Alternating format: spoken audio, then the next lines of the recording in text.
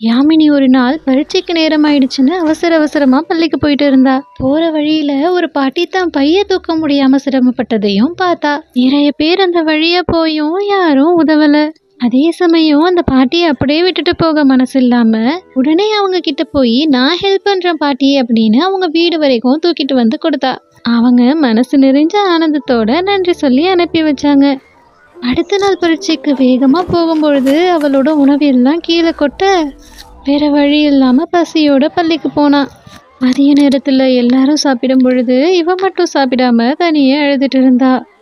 அந்த நேரத்துல ஒரு பாட்டி ஸ்கூல் வாசல்ல நிக்க அந்த சந்தோஷத்துல யாமினி வேகமா ஓடி வந்து பார்த்தா. உனக்காக தான் இந்த உணவை சமைச்சு கொண்டு வந்தேன்னு சொல்லி அவ கண்ணீரை துடைச்சி அவளை சாப்பிட வச்சாங்க. நம்ம செய்யக்கூடிய நன்மையும் தீமையும் சரியான நேரத்துல நம்மையே தேடி வரும் அப்படின்னு சொன்னாங்க. நமக்கு உதவுற மனசு இருந்தா மட்டும்தான் நமக்காக உதவ 4 பேர் வந்து நிப்பாங்க. அந்த மனசு உங்ககிட்ட இருந்தா சப்ஸ்கிரைப் பண்ணிட்டு போங்க.